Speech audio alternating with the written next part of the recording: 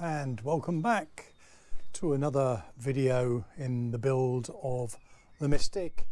Again, it's been about a week to 10 days since the last one, but I've been doing other things, but I have managed to get on with doing some bits and pieces on the Mystic. So without further ado, let's go onto the building board and have a look to see what I've been up to. Just chopping out the pockets in the wing for the servo boxes. So what I've done, I've got my soldering gun, and on my hot wire end to it, which will cut the foam, I've got a stop which I set to the depth of the box there, which means that when I plunge it into the foam I won't go too deep.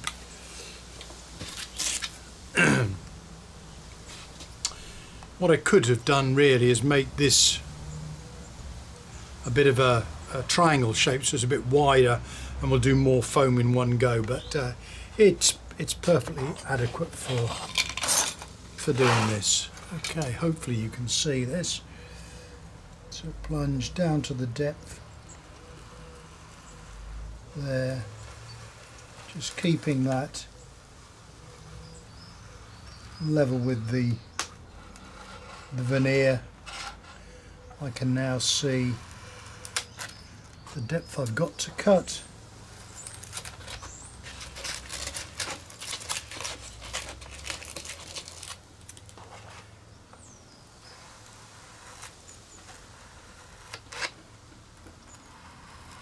Obviously we're not talking about pinpoint accuracy here, just enough to get the servo box in. That should be okay.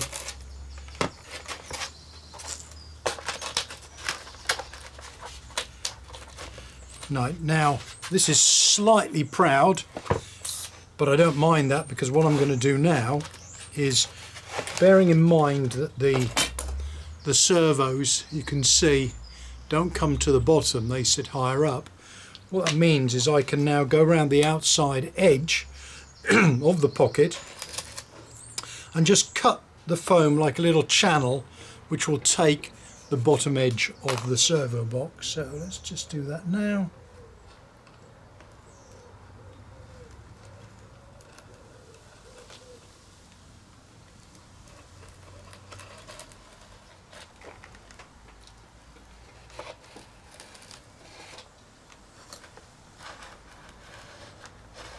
Like so. And that means that will fit in there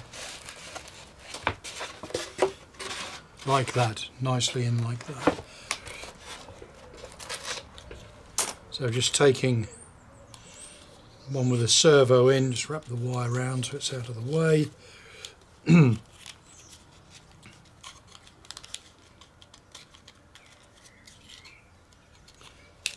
Which is easier said than done.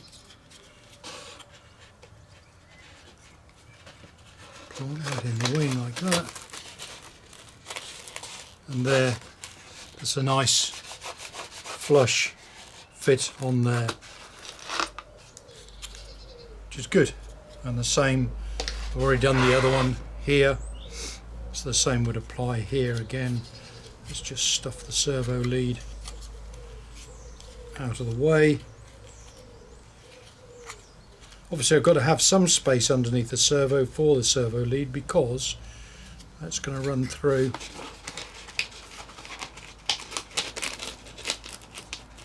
there, and again that fits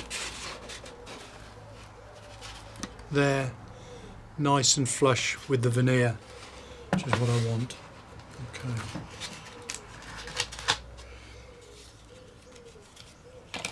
I've already run a channel up there, so that wing's done. So now I can start on the other wing here in exactly the same way. In fact, what I will do on this one is I will make that a little bit deeper.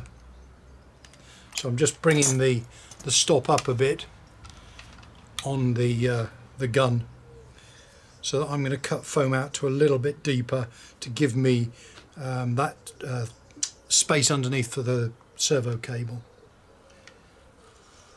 Plunge in.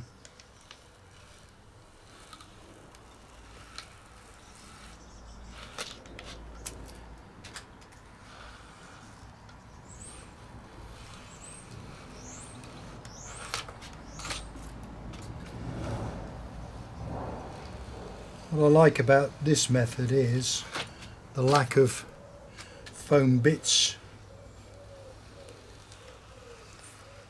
flying around the workshop.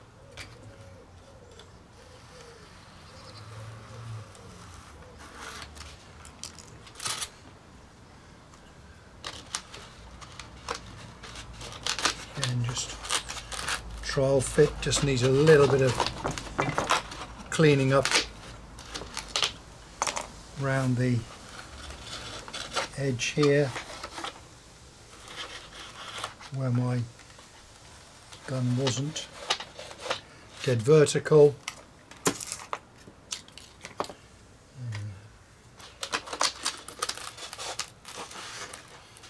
That's a good fit. In fact, there's a slight high spot in the middle there, but once again, as I did before, what I can do is just run the gun down there, and that will allow that to sit in there like so, ready to be glued in place. Let's do the other one. Wait for the heat to build up. No point forcing the wire through.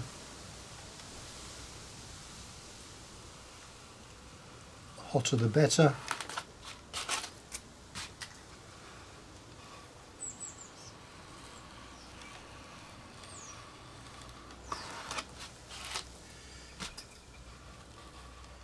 Ideally you want to get it right first time, because the existing foam here gives me the standoff position that I need to be when I run through with my stop just bouncing off that foam.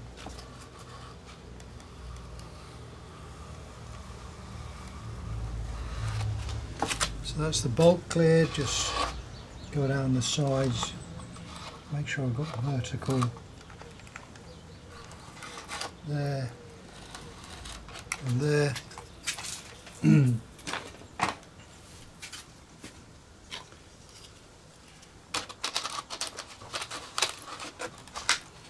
Perfect. Excellent. Good. So again, using the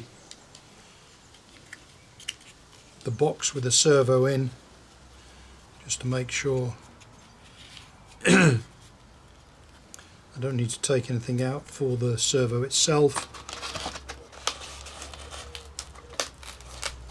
There. Perfect fit.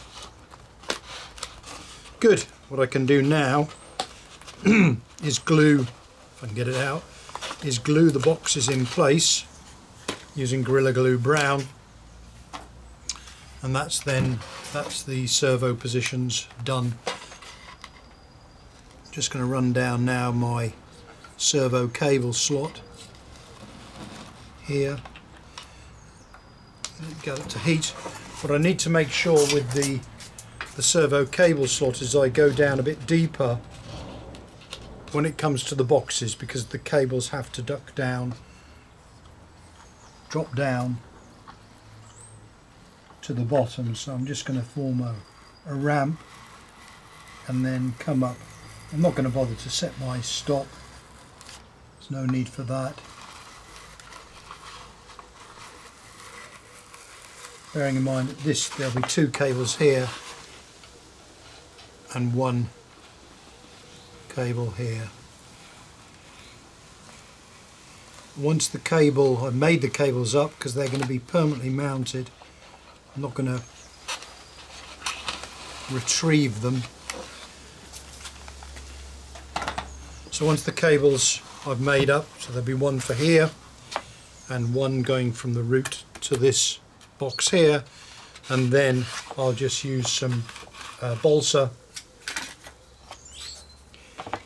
in there to seal the gap, stick it in place, and the servo cables will be permanently in place. But because the connections will be in the boxes, if I need to swap out a servo, it's no problem, because as I say, the connections are there.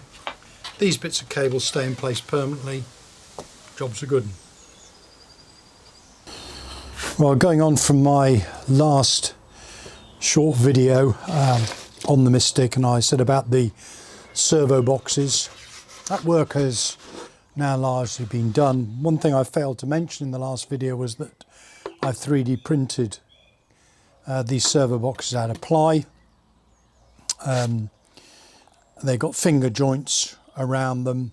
They're sitting there quite neatly, and here are the tops with the servo arms already in place, and the idea is they just plonk in there like that, which is nice, fit nicely, level with the surface of the wing. I've also cut out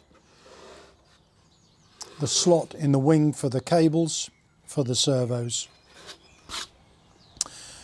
Going on from that, other things that I've been dealing with, I've made sure that I've got a recess between the false trailing edge and the covering skin, because that's going to take the shroud for the hinge, for the ailerons, and also for the flaps here. So I've been doing that. I've also sanded, planed and sanded the leading edge, hence the reason why you'll see on my building board copious amounts of shavings, dust, sawdust, you name it, it's on there. Messy job, because there's a heck of a lot that has to come off. Not only that, I've had a go at the flaps, and I've sanded those down. I've sanded them to a profile, so they've got a slight curve at the top, as you'll see there. And the ailerons themselves, again, you'll see I've got a nice curve there. Why? Because I said earlier in one of the videos, I'm going to fit Robart pin hinges, and they will be recessed in the pivot point there, so these will pivot about that point, the ailerons, which is why we need, well, we don't need, but that's why I'm going to put the shrouds in place, because that's how the aileron is going to fit, pivot about there, and the shroud will just protrude out from the wing to about this position here on that edge of the aileron. So it's just going to cover that front edge. Otherwise you'd have a dip down and you'd create turbulence on the top of the wing. So that's what I've been doing. A lot of work involved in the sanding down. We'll have a look at the other wing. And in order to get a correct profile on the leading edge, I 3D printed a sanding block with the correct shape. So that goes through on there, so I can just sand backwards and forwards to get the required shape. So I'm very pleased with that. It's worked well.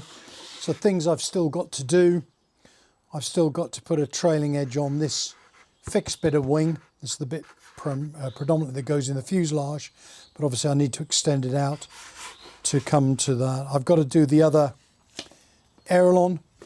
I've got to do the other flap as well, which I'm going to get on with now. So that's where we've got to. With those done, and with the shrouds, in fact I might well give myself a break from the sanding and put the shrouds in place on the false trailing edge of both the flaps, top of the flaps only, both top and bottom for the ailerons. I might do that next, give myself a little bit of a break from the sanding and wood carving generally. So I'll get that done, and I'll probably come back with a video of that just to show how they sit in place. See you shortly. Okay, so the aileron shrouds have been glued on. I'm in the process of sticking the flap shrouds on, or shrouds. There's only one obviously on the top surface because the flap will fit in there and only rotate downwards on a hinge line at the bottom. And the idea is that the shroud covers the joint between the aileron and wing. Just push that in like that so you can see that there. The aileron obviously can still operate rotating about the robarts, but there's no gap in the top surface. And that's the general idea of the shroud.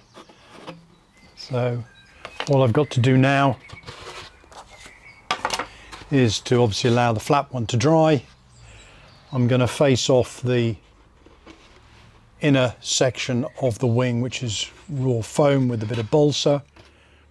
And that's basically it, apart from fitting the hinges and obviously the tips. So guys, that's the next video. Wrapped, bits on the wing, servo boxes, the aileron and flap shrouds, tidying up. So the only thing I've got to do is tidy this video up and put it onto the tube. You'll notice I'm dressed in a t-shirt because the weather has improved somewhat dramatically over the last couple of days. It's quite mild now out in the workshop, which is really good news. Anyway, enough of the waffle. Let's get this video posted up.